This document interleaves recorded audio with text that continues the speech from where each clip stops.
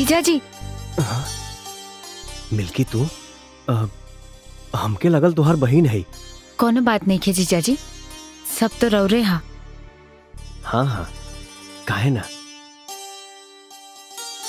साली आधी घर वाली हो खेली। जा तैयार हो जा, शूटिंग पर जाएगा बाप। हाँ ट्रॉली ला यार। अरे वो यार सामान हटाओ इसमें से सब। नमस्ते। नमस्ते। अरे हाँ हाँ, देखिए सर, ये कर रहा हूँ और मस्त कंपोज किया हूँ। ठीक है। हाँ हाँ, रिहर्सल देख लीजिए। हाय, कैसी हो? Nice to meet you. कैसे हो? चलो आ जाओ, ग्लोरी आ जाओ। बैठा। आई। हम शीट दे ला।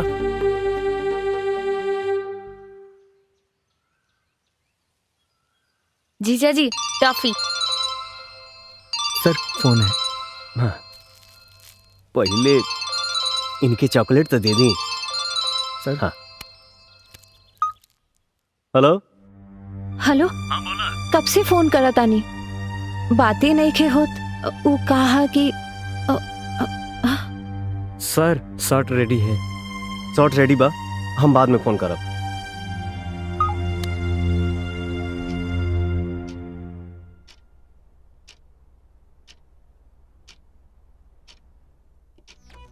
लागता बड़ी गरमी, तू कूल कर हो। बनाना सेब खाइल कुबूल 1 2 3 4। लागता बड़ी गरमी, तू कूल कर हो। ठीक है ना सर? बनाना सेब खाइल कुबूल कर हो। सर फोन रखो, बाद में बतियाएंगे। जी ठीक।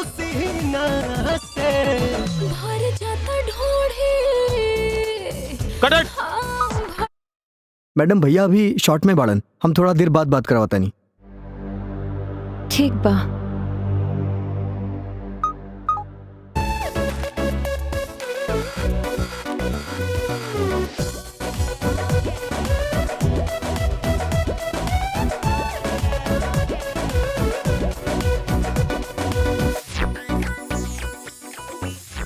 जी मैडम। भर जाता ढोढ़ी मोर पसीना से, राजा भर जाता ढोढ़ी मोर पसीना से। कट इट। Thank you. जवा दिया गाने को। बहुत बढ़िया, बहुत बढ़िया। थैंक यू सर। सर आज अपना फिल्म का शूटिंग खत्म हो गया है, तो आज जमकर पार्टी करते हैं। अरे वाह, क्या ये बात पार्टी बात कहाँ है। रखा जाए? क्या बात है। ओके सर, मैडम को भी बुला लीजिए, एक साथ फोटो खिंचवाते हैं। मिल्की आजा।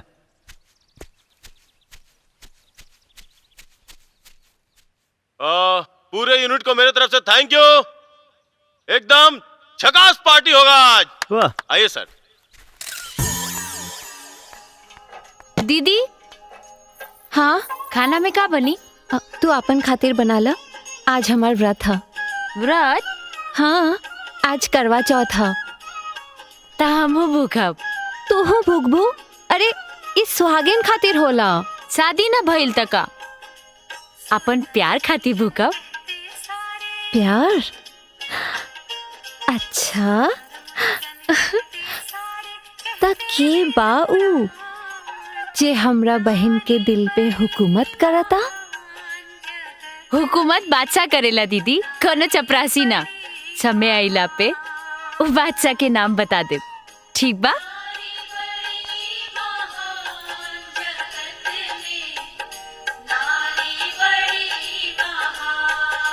आज करवा चौथ का पर्व मनाया जा रहा है और इस पर्व में पत्नियां अपने पति के लंबी उम्र के लिए व्रत रखती हैं और चांद के दर्शन के बाद इस व्रत को खोला जाता है।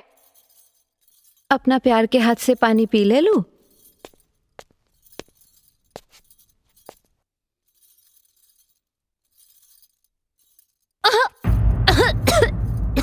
अरे हाँ, इला।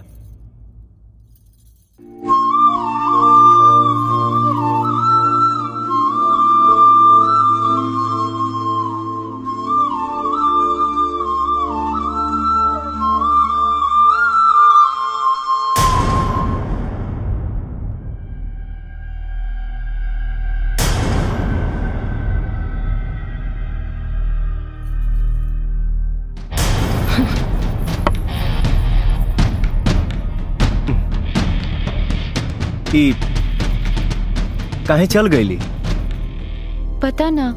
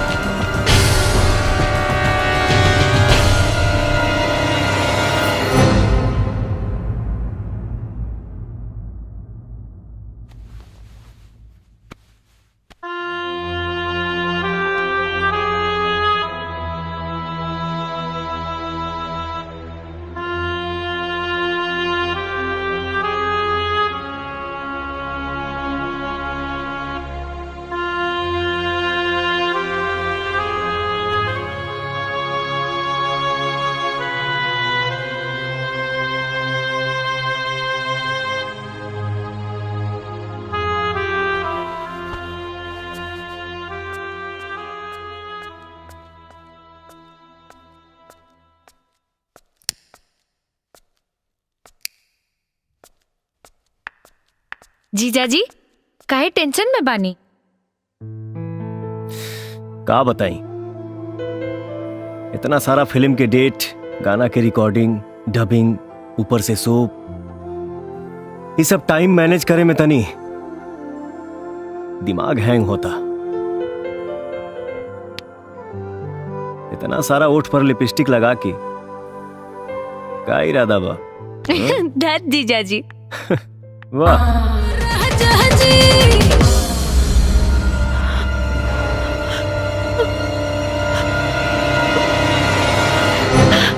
विष्णु मंगलम गरुड़ध्वज मंगलम पुंडरीकाक्ष मंगलाय तनोहरि।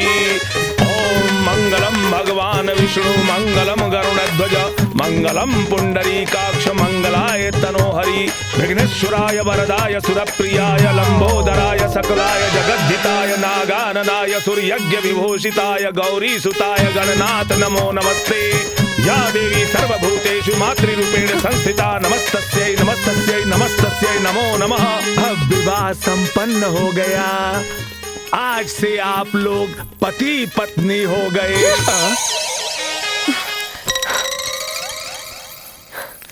करे जा कहाँ जात बाड़ू, करे जा निकाल के। सर, हमने आपकी शादी आपकी मंजू की रानी से करा दी। अब तो 100 करोड़ के बक्से के बारे में बताइए। अभी तो खाली 7 फेरा भइल बा, 8वां फेरा तो अभी बाकी बा। 8वां फेरा मतलब? सुहाग रात। अरे यार, क्यों सर पकड़ लिए? आप तो 16वीं विद्या में माहिर है ना, मनवाइए सुहागरात। हाँ मनवाइए। I will kill you, bloody idiot nonsense! Madam सुनिए तो। कान के नीचे बचाऊंगी अगर मेरे पीछे आए तो। रोकी सर, रोकी सर। मैडम को समझाओ ना प्लीज। नो नो नो नो सुहाग रात। अब क्या करें? 2 crore. No no no 3 crore. No, not any cost. 5 crore. 5 crore. नहीं नहीं नहीं, वेरी बैड, नो सुहागरात। अरे सर, सच्ची मुच्ची का नहीं, नाटक नाटक नाटक चलेगा। किरण किरण किरण किरण प्लीज मेरी बात तो सुनो। क्या सुनूं? नो रियल सुहागरात, इट्स अ नाटक। नाटक सुहागरात का भी कोई नाटक होता है क्या? तुमको अगर इतनी खुशी है तो तुम जाके मनाओ ना सुहागरात, idiot. Darling darling please please मेरी बात तो समझो। सुहागरात के बाद 5 करोड़ मिलेंगे। 5 करोड़ प्लीज मान जाओ ना darling. Yes ma'am, 5 crore. Are you ready? हम आपको प्रॉमिस करते हैं वो सब कुछ नहीं होगा। मैम मान जाइए ना, नाटक ही तो हाँ, करना मैडम। है। सर सर प्लीज आप भी कुछ बोलिए ना सर। यस मैम, हम उसे आपको टच भी नहीं करने देंगे। How can you say that? Because we have a plan. Okay, done. अरे सर, मुबारक हो, मैडम सुहागरात के लिए रेडी है।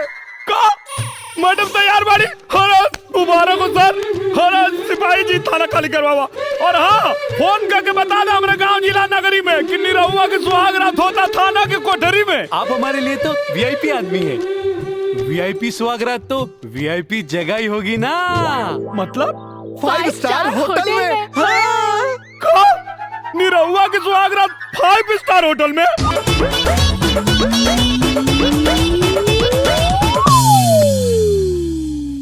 सोना अब जल्दी से आ जा ना। देखा अब मोर्चा पे चढ़ा के धोखा मत दो। पहले 100 करोड़ के बारे में बताओ, फिर उसके बाद। ए डार्लिंग, अब तू हमके धर्म संकट में डाला था। इसमें धर्म संकट में आने वाली कौन सी बात है? अब मैं किरण बलराज खन्ना नहीं, किरण निरहु यादव हूँ। तुम मेरे पति और मैं तुम्हारी पत्नी हूँ। सर लगता है लाइन पे आ रहा है।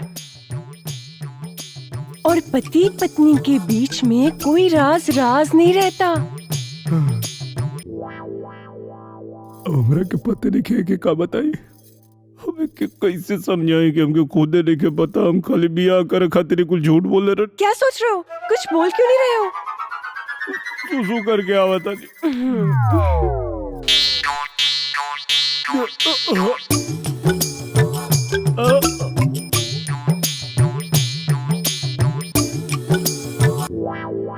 कहा था ना दारू मत पिलाओ उसे। क्या कह रहे थे? 16वीं विद्या है, अब मुतवाओ उसे। इडियट।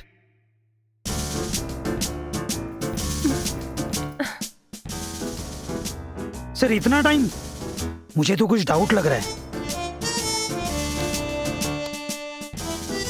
सर बहुत देर हो गई, आ क्यों नहीं रहा है? नॉक द डोर। ओके सर।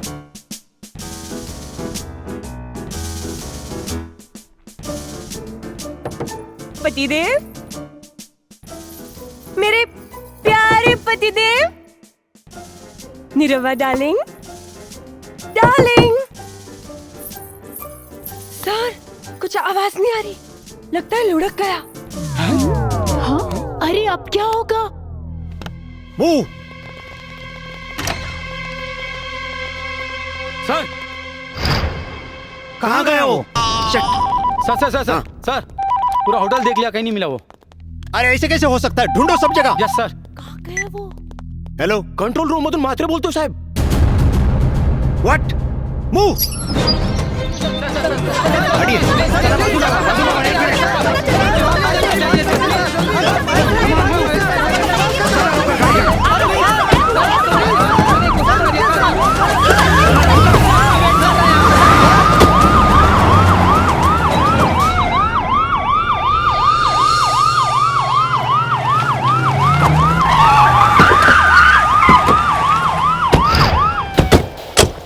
निकलो बाहर, पुलिस ने तुम सबको चारों तरफ से घेर लिया है।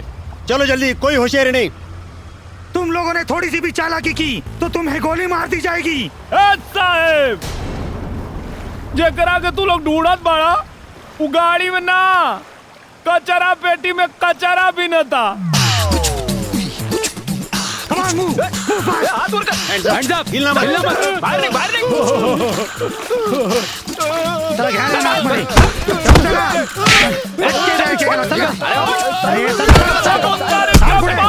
समुंदर के पानी। आपने 100 करोड़ की रॉबरी का पर्दाफाश किया, कैसा लग रहा है? बहुत अच्छा लग रहा है। आपने उन चोरों के बारे में पुलिस को पहले क्यों नहीं बताया? इतना टॉर्चर क्यों सहा आपने? अरे ये सब हमारा प्लानिंग था। वो क्या है कि चूहा को बिल में से निकालने के लिए बिल में पानी डालना पड़ता है। ये भोजपुरिया आइडिया आप लोग को समझ में नहीं आएगा। सर ये आइडिया आपको आया कहाँ से? कहाँ से? अरे इससे ज्यादा दिमाग तो हमारे गांव में भैंसिया को भी होता है। निरहुआ जी, आपकी 100 करोड़ की रॉबरी का मिशन तो पूरा हुआ, अब आपका अगला मिशन क्या है? मिशन सुहाग रात। छोड़ो मुझे, छोड़ो। तोहरा चक्कर में भइल बा बहुते पिटाई, सुहाग रात में आज बड़ी मजा आई। तुम्हारी हिम्मत कैसे मुझे हाथ लगाने की? हाथ हम यौवन चाहे तोवन लगा सकता नहीं। अरे हम तुम्हार पति हैं। पति? कौन पति? कोई देखा आज ये बिया भइल और आज ये पूछा दिया कौन पति। अभी बताओ तानी। खबरदार जो दोबारा अपनी जुबान से ये बात निकाली, तुम तो मेरे पति तो क्या मेरे नौकर बनने के भी काबिल नहीं हो। समझ में आ गेल मैडम कि तोहरा मन में हमरा खातिर काबा, लेकिन अब जौन हम करब तोहरो समझ में आ जाए।